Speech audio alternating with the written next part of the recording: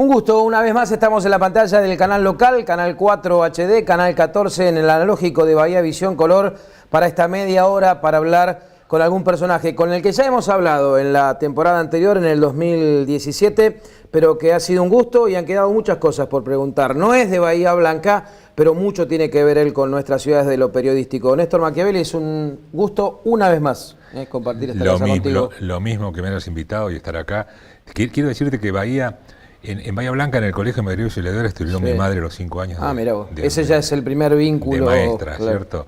Acá vivieron la mayoría de mis tíos y mis abuelos. Pero nunca viviste vos, Néstor. No. Y mis abuelos y mis tíos todos descansan acá en el cementerio. Es decir, uno a veces dice, ¿de dónde sos? Y sos del lugar donde nacés. Para algunos es eso. Sí. Para otros, del lugar donde nacen los hijos.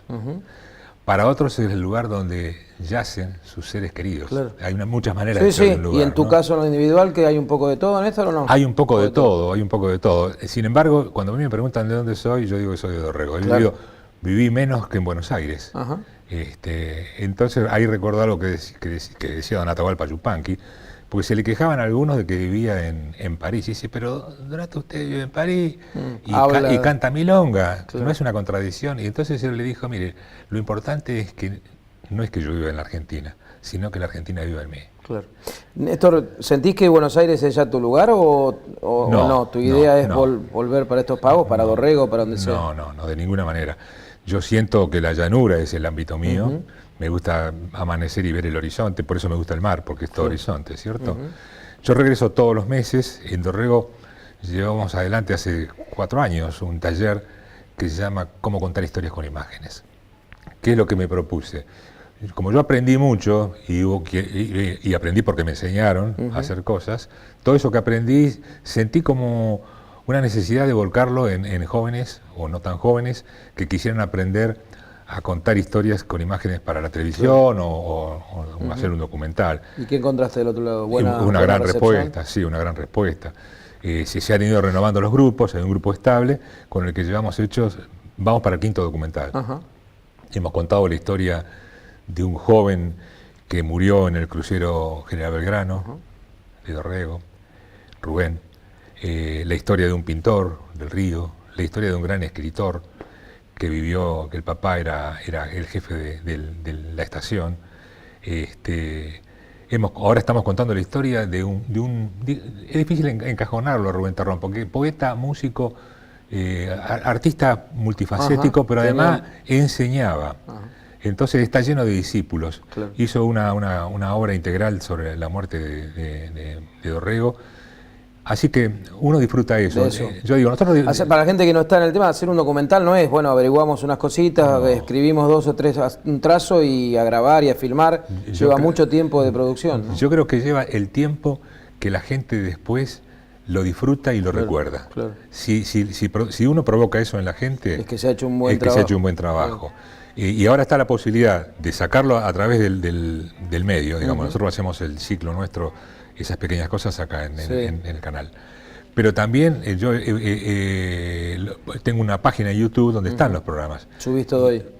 Pero es muy impresionante, tiene 700.000, va para 700.000 visualizaciones. Eso es fantástico. Entonces, hoy la distribución del material es impresionante. Una persona puede vivir alejada de una comunidad, en el medio de la Pampa, pero si tiene internet y puede subir ese material, lo van a ver en todas partes. Claro. Entonces, yo estoy enseñando a contar historias con imágenes y ahora quiero especializarme y enseñar, porque la tecnología nos está dando una mano especial. Todas las personas tienen un teléfono celular en la mano. Ahora hay programas de edición para teléfonos celulares. De modo que uno puede filmar con el teléfono y en el mismo teléfono hacer la edición del producto, ¿cierto? Y ahora han aparecido otros artefactos que son extraordinarios, que son los estabilizadores de celular. Es una especie, como el palito ese para sacarse la selfie. Pero este tiene un sistema de movimiento que uno puede ir corriendo y el celular está totalmente estabilizado. Entonces, yo durante este verano, por ejemplo, empecé a hacer esos productos en la playa, iba caminando, filmaba esto, otro, después hacía la edición. Y claro, muchos se sorprendían, dicen, ¿cómo puede ser la estabilidad? Bueno, con eso se logró. ¿Qué es lo que quiero tratar? que esto, hacerlo para que la gente tome esa herramienta. Y yo creo que muchos de los que empiezan a tomar estas herramientas también es una manera de insertarse en el mercado laboral, porque el mundo tal cual lo conocimos está cambiando drásticamente. Que has tocado un tema, vos sabés que yo era uno de los planteos que iba a hacer y sin querer te has volcado directamente, y pregunto, porque hace pocas horas en el festejo del Día del Periodista, el intendente de aquí, que es periodista Héctor Gay, hablaba de los nuevos desafíos, de lo periodístico de las redes, que hoy nos informamos más por celulares, que hay un análisis que ha hecho la Universidad Nacional del Sur. Ese desafío, digamos, vos también lo analizás desde lo periodístico, para que eso resulte un buen producto periodístico más. Totalmente. Es esto. Totalmente. Hoy, por ejemplo, vos querés comunicar el cumpleaños de tu hijo. Sí. Antes se mandabas una tarjeta. Sí, claro. Hoy haces un pequeño corto y lo distribuís por WhatsApp. Y se terminó. Hoy la comunicación es visual, ¿cierto? Con los peligros que ellos tienen también, ¿no? Yo digo, por supuesto, y debatimos permanentemente. Cuanto mejor hagamos el producto, más atractivo va a ser. Claro. Yo creo que los trabajos tal cual los conocimos están... Cada día van a ir mutando, nos vamos a encontrar en 5 o 6 años que empresas tal cual las conocemos no van a estar. Yo siempre digo, la empresa que más productos vende en la Argentina no fabrica ningún producto, es Mercado Libre. Ajá. Sí, claro. La empresa es que un más distribuidor, digamos, es un transmisor de lo que se vende para el que quiera comprar. La empresa que más pasajes vende en la Argentina no tiene ningún avión. Despegar debe ser. Despegar. Claro. La empresa que más libros vende en la Argentina no fabrica libros. Es en el mundo. Es Amazon. Pero mientras tanto yo digo, el que vende libros o el que los fabrica, el que tiene una línea de aviones, debe estar con mucha bronca, o no, o ayornándose, o se tendrá que ayornar. Entonces, yo creo que todos tenemos que aprender a manejar el lenguaje audiovisual. Claro. Todo pasa por la web. Los grandes negocios, hoy un multimillonario no es el que tenga 300 empresas o 300.000 hectáreas de campo, el que tiene una página exitosa. Los millonarios de hoy. Entre la gente más rica de la Argentina está el dueño de Mercado Libre. Así es. Periodísticamente vos también, de consumidor, digamos, de lo periodístico también, digamos, el diario papel ya no lo compras, o tu historia con el periodismo dice que compras el diario del domingo, te gusta leer el papel, yo no leo papel. No leo papel, leo totalmente todos los diarios de la Argentina y de todas partes. Trato de tener todo el abanico. Pero en una compu. El cambio que está pasando dentro de una casa. Yo hice, uno de los trabajos que hice para el libro Crónica de Pequeñas Cosas es La silla en la vereda. La manera de comunicarnos en los pueblos chicos como Dorrego, incluso Bahía Blanca también, hace 40 años, era la comunicación artesanal boca a boca con el vecino. La silla en la vereda era una manera de hablar con el vecino. Entonces estábamos al tanto de lo que pasaba en la cuadra, el que se casó, el que se cayó, el precio de esto, el otro. Otro lugar de charla era la feria, otro lugar de charla mientras se esperaba en la carnicería el corte. Es decir, todo eso nos iba dando. Entonces, sabíamos mucho del pueblo y poco de lo que pasaba en el mundo. La llegada del televisor hizo que la gente sacara la silla en la vereda y se metiera en el living. Entonces empezamos a hacer todos del interior, pero del interior no, del interior de casas y departamentos, ¿cierto? Entonces ahí nos concentramos, dejamos de saber lo que pasa en la esquina y empezamos a saber la de la guerra del Golfo, el pingüino empetrolado en tal lugar o la ballena que encalló en Noruega, es cierto, pero nos metimos adentro del televisor y todo ahí, los debates de televisión, los debates periodísticos, los partidos de fútbol, todos concentrados ahí adentro. Pero ese fenómeno ahora ha tenido un vuelco fundamental, porque el televisor concentraba a la familia, todos veíamos algo en común. Hoy apareció Netflix. También, claro. Cada uno está en su pieza viendo a un delivery, cada uno ve sus cosas. Digamos, están dentro de una casa y no están conviviendo, cada uno está teniendo su propia agenda. Bueno, y volviendo al teléfono lo mismo, digamos, en esa cuestión. Lo mismo. En el teléfono, ya los libros en papel se leen cada vez menos. Yo estaba leyendo, los menores de 40 años, los libros los leen directamente por los e-book. Es decir, con la laptop, pero sobre todo con el teléfono. Y ya una gran costumbre es que mucha gente en los viajes largos, si pueden, sobre todo los que viven en Gran Buenos Aires capital, ese viaje capaz que 1 hora y pico a su trabajo, ahí aprovechan, están con el teléfono y te leen un libro con el teléfono. Bueno, esta es la realidad que es tal cual. Podemos discutir si por ejemplo, WhatsApp nos acerca o nos aleja. Claro. Yo tengo una hija viviendo en Ecuador y un hijo vive en España. España. Al toque. Los tengo al toque. Hola y está. Bien. Antes era una comunicación cuando se podía. Pero te digo que en pueblos chicos que visito, hay amigos o vecinos o familiares que viven a la vuelta, digamos, en la misma cuadra, pero del otro lado. Y que capaz que no. Y se whatsappean, como dicen. No se van, no se tocan, Entonces dice, no se ponen a tomar un mate. ¿Para qué lo voy a ir a ver? Claro, sí, es cierto. Entonces, ni comparten la bombilla, ni se dan un beso en la mejilla. Lo que para vos significa un hecho de estar mucho más cerca de los tuyos, ellos no lo aprovechan. Exactamente. Entonces, yo creo que la tecnología no es neutra, pero es según cómo la usemos. Claro. El tema, lo que yo digo es hoy, porque yo tengo 46, vos sos un poquito más grande. Un poquito más. Muy poquitos años. El tema es cómo avanzó, Néstor. Yo digo, el año que viene ya tendremos que ver alguna otra cosa nueva que salga. Hoy está el 4K, ¿qué vendrá mañana? ¿No? Si en algún momento, no sé si se plantea o no, desde lo periodístico sí yo me lo planteo, a ver cómo se va uno amoldando a eso. A mí lo que me preocupa, sobre todo, no es el avance de esa tecnología, sino el contenido que vamos a poner en esa tecnología. Bueno, claro. Porque, por ejemplo, Netflix. Sí. Todos están teniendo Netflix y ven Netflix en la casa. Yo digo, la agenda de Netflix, lo que hay ahí adentro, ¿quién lo decide? Bueno, claro. Entonces, nosotros podemos llegar a ser ciudadanos del mundo porque tenemos toda esa tecnología y estamos en contacto y tenemos acceso, pero ¿de dónde sos? De ninguna parte, porque si el país como política cultural o nosotros como comunicadores no nos preocupamos por poner dentro de esa pantalla, que puede ser la computadora, puede ser el televisor, puede ser el teléfono, temas nuestros, que sean hacerles interesante a la gente ese producto, corremos el riesgo que otros pongan ese material. Y el que ponga ese material no va a poner las historias nuestras, va a poner una de las historias de ellos, ¿cierto? Entonces, yo en el ciclo de esas pequeñas cosas lo que he tratado y lo que quiero tratar de mantener es contar historias que tengan que ver, en este caso, como trabajo mucho con el sur de la provincia, historias de la región, de gente que yo conocí, que conozco. Sé que esas historias son historias sin tiempo. Sí, claro. Por otra parte, hay que tratar de hacerlas atemporales, para que si hay actualidad, cuando esa actualidad pasó, el programa envejeció, ¿cierto?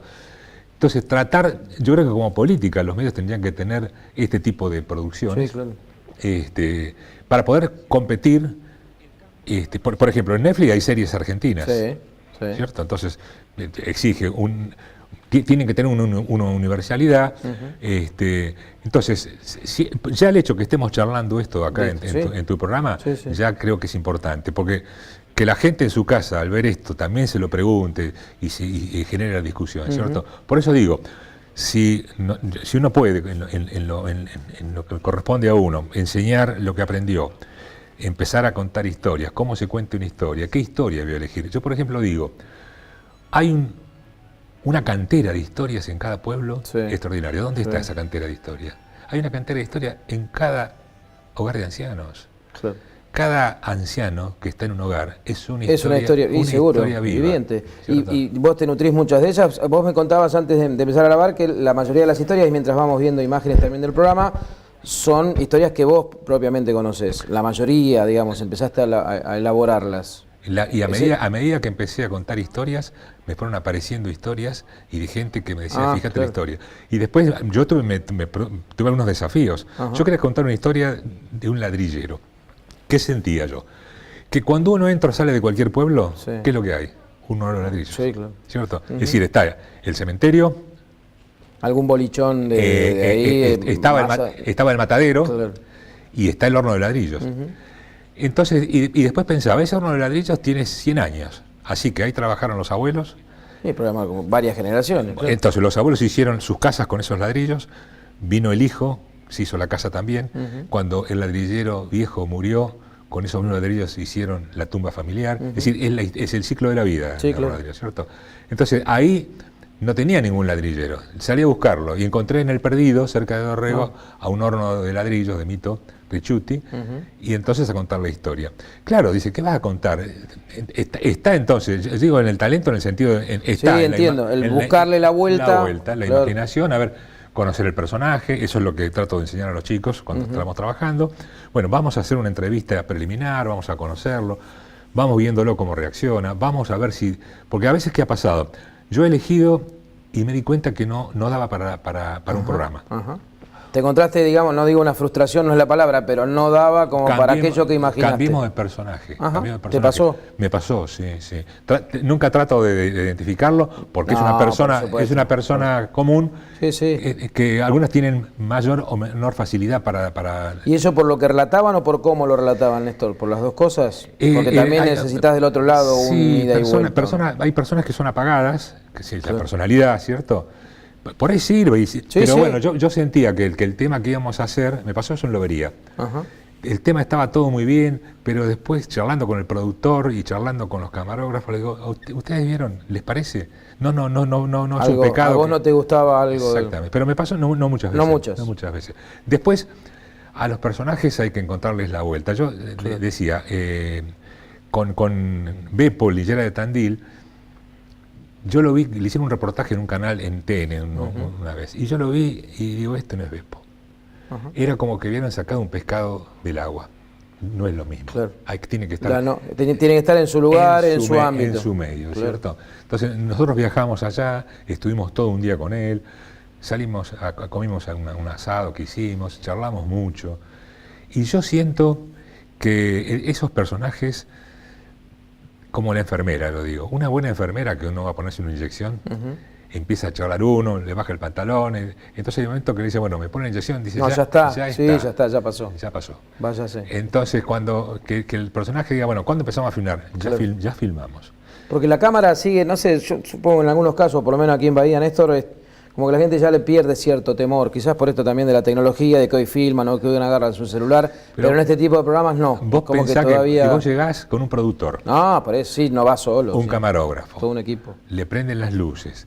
Entonces, eso naturalmente uno dice, sí, más allá que haya dicho que sí, vengan, esta es mi casa, pero ahí empieza. Entonces, si uno logra romper eso, y yo en eso siento que lo iba aprendiendo, y sé que lo puedo hacer. Además, yo no tengo que impostar. Yo me siento muy cómodo al lado de esos personajes. Ese es el tema. La edición también, te metés, te involucrás. Me involucro en todo. Sobre todo cuando se hace este tipo de documentales, no hay un guión no. El guión tendrás algún punto para ir... Va surgiendo a medida que uno va hablando. Claro. Yo a medida que va hablando, ya voy viendo, esto va, esto no va. Ahí mismo. Y si lo que dijo, si dice algo que me pareció muy bueno, pero está dicho muy al pasar y no siento que sea, digamos... Que lo enfatizaste. Que sea una oración en sí misma, le digo, repetime eso que dijiste. Claro. Porque yo siento que eso... hasta yo imagino ya, mientras estoy haciendo un reportaje, imagino hasta el final, imagino el comienzo, es decir, pero hay que esperar que se desarrolle. Después hay un guionista. A veces no hay guionista porque el tema es el costo que tienen este tipo de productos. Tratamos por eso no puedo hacer muchos al año, trato de medirme. Ahora, por ejemplo, estamos filmando en Bahía Blanca una historia... Ahora es mientras nosotros grabamos, en estos tiempos, en estas horas por Bahía, he venido, hice un paréntesis en la filmación para estar contigo acá en el canal, compartiendo este momento. ¿Puedo adelantar la historia de Jorge? Sí. Jorge Morantes es un vecino de Bahía Blanca, el papá, Dardo Mar Morantes, es un locutor histórico de LU2. Impresionante voz. Pero además... Comercial y además la formación que tiene Dardo. Claro. Yo quedé un hombre vital de 86 años, con una gran memoria, que cuando uno le tira un tema, tiene un background, que claro, si uno no lo corta después, pero hay que dejarlo hablar, después se hace era corte. Pero la historia es de Jorge, de uno de sus hijos. Con Jorge grabamos en Buenos Aires, con él y con el hijo Agustín. Agustín es un eximio violinista que aprendió desde los 2 años a tocar el violín, es una cosa impresionante el pibe.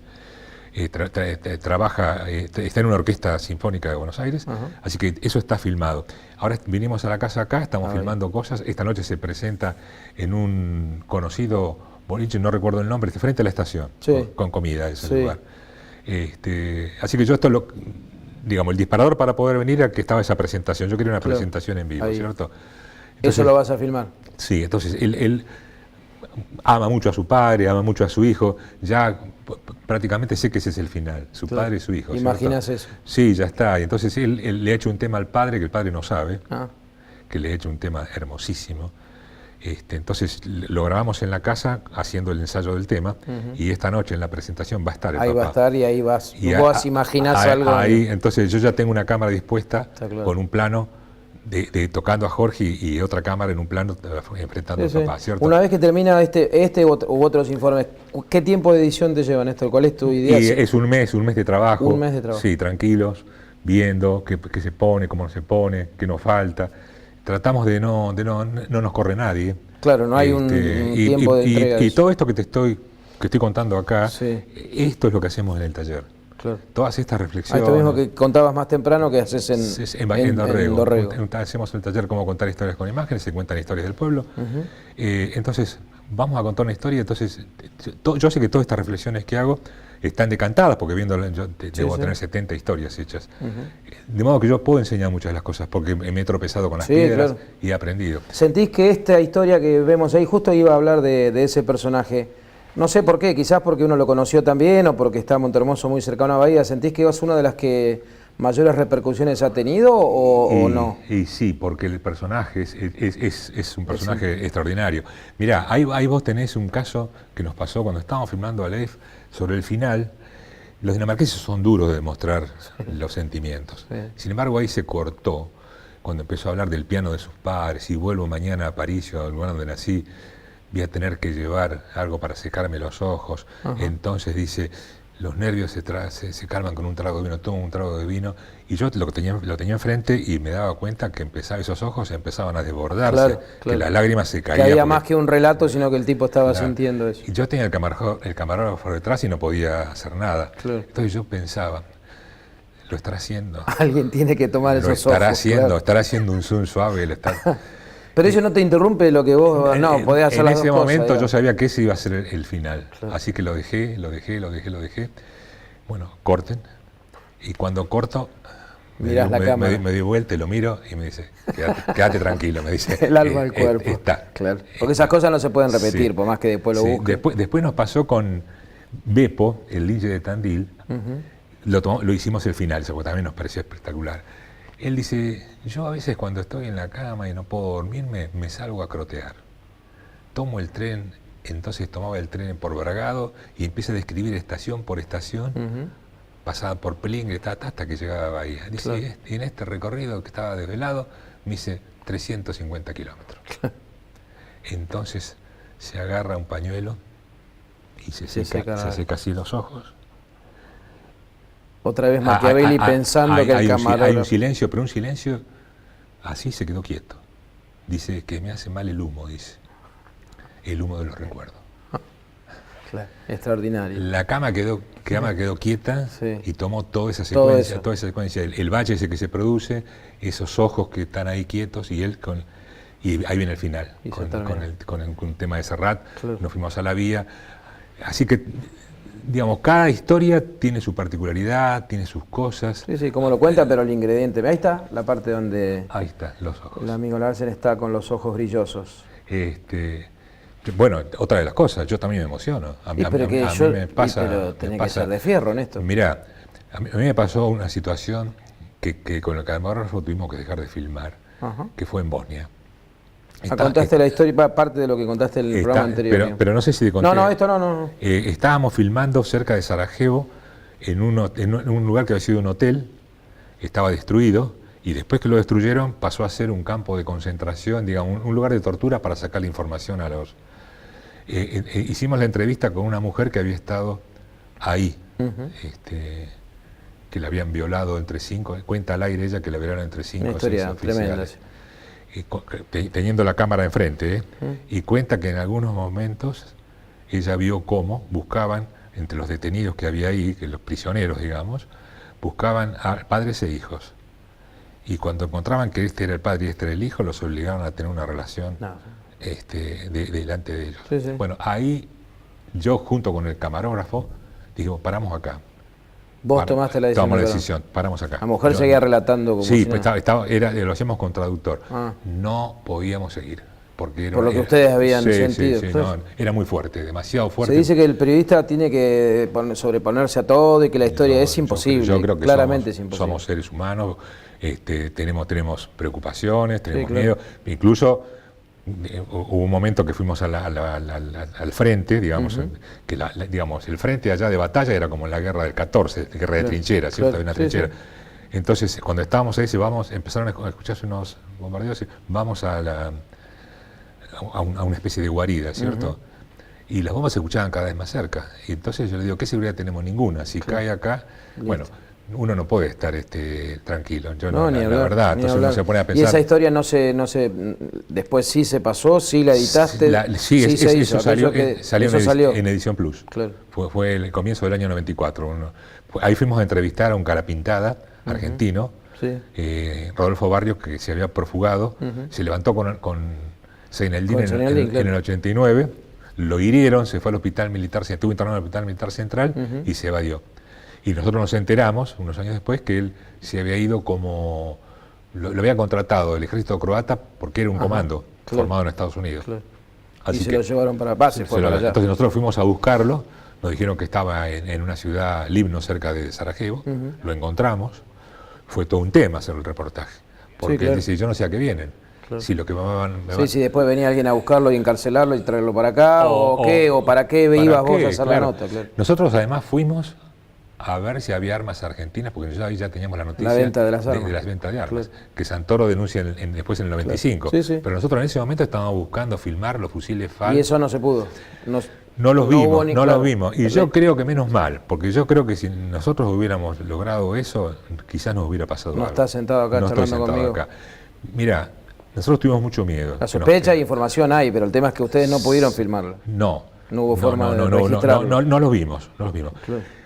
En un momento, 5 o 6 años después, cuando la causa que tenía por haberse evadido le caducó a Barrios vino a Argentina y comimos en casa y estuvimos charlando.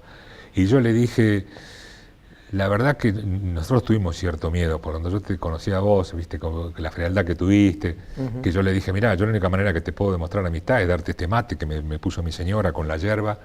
No tengo otra forma. No tengo otra forma. Ni nos conocemos. Dice, a mí eso me llegó. Aunque yo hacía mucho que no hablaba castellano, les hablaba a lo Tarzán, castellano. Dice, pero yo también estaba preocupado por ustedes. Dice, y aunque ustedes no lo supieran, durante toda la estadía de ustedes hubo gente mía que lo siguió y lo estuvo siempre cerca como custodios. ¿Y ustedes no lo supieron? Nunca lo sospecharon tampoco. Lo sospecharon. Pero sí, en algunos momentos, yo de esto podría hablar mucho más, pero digo, cuando uno vive en La Paz, como vivimos acá, con todos los problemas que hay, porque los problemas están, viste, la población, pero lo que es La Paz, ir a visitar un colegio secundario y ver dos pupitres con floreritos, con una flor, ya estaba claro lo que había, ¿cierto? Eso pasaba ahí. Esos chicos terminaban la semana, el sábado iban a la plaza, venía el colectivo del frente con los chicos que se turnaban. Se turnaban, claro, iban reemplazando. Y yo vi a papás de chicos que estaban esperando. ¿Chicos de cuánto? ¿De 13, 14 de años? 17. Un poco más grandes. Claro, yo vi papás que estaban esperando en el colectivo que venían, estaban todos los padres esperándolo, así que se abrazaban ahí, y había en un banco un papá y una mamá que estaban... Que el hijo no iba a llegar nunca. No iba a llegar. Claro. Entonces esas cosas, o parado en una esquina, como una especie de pizarrón, con los nombres de los muertos del día. Una cosa loca. Entonces, eso, uno se acostumbra a eso. Sí, ni hablar. Néstor, prometo que con 3 programas más vamos a cerrar, porque quedan muchas cosas. En un minuto, seguramente, bueno, por toda esta trayectoria, por las historias que de a poco vas contando, ¿hay alguna que todavía o la buscaste mucho o la estás tratando de hacer y no le encontrás la vuelta, o sería un sueño poder concretarla? Mirá, ¿hay personajes de este tipo? Sí, yo quiero hacer un ciclo que se va a llamar En el nombre del padre. Que son hijos de famosos, de gente conocida que habla de los padres. Bien. Entonces yo ya hablé con Serena Citarrosa. ¿Con la hija de Alfredo? Sí, con la hija de Alfredo. Yo estuve en la casa de ellos haciendo un especial sobre Citarrosa, para que ellas hablen del padre. Y arrancar con esa varias personas más. Después, tengo la idea de hacer un encuentro. Yo ya hablé con el hijo de Don Atahualpa Yupanqui, con Roberto Chavero, ¿está de acuerdo? Hacer un encuentro entre el hijo de Sábato y el hijo de Yupanqui. ¿Por qué? Porque siento que nacieron a 40 kilómetros de distancia, uno en Pergamino y el otro en Rojas. Sí. Estuvieron en Francia, militaron juntos en el Partido Comunista, se fueron juntos, pero no se conocen, prácticamente no se conocieron, fueron vidas paralelas. Entonces yo lo que quiero saber es que hablen los hijos, cómo eran los padres. Claro. Y así con el hijo de Guaraní, con el hijo de Troilo, digamos, que el Sí, hijo... buscar esos personajes. Sí, eso estoy muy interesado Y en eso hacerlo. se plasma, sí, se hace, después vendrá todo lo que hace falta. Yo ¿no? Pero estoy hablándolo. Siempre el tema acá es lo económico. Es lo económico, Claro. ¿cierto? Es lo económico, pero estoy en una altura de la vida que elijo lo que quiero hacer. Claro, ni hablar. ¿Eh? Y ojalá pueda concretarse, Néstor. Bueno, Lo he dicho la vez pasada y esto también espero para vos también, ha sido un gusto. Lo mismo. Y vendrán, con tu permiso, lo las mismo, veces que vengan lo más mismo. media hora para compartir contigo. Cuando Juanjo me dijo, si vas, querés volver, pero encantado, así que por eso estoy acá. Eso lo dice para cerrar bien el programa. ¿No? Un gusto tenerte, en serio. Gracias. Con Néstor Machiavelli se ha pasado muy rápido esta media hora.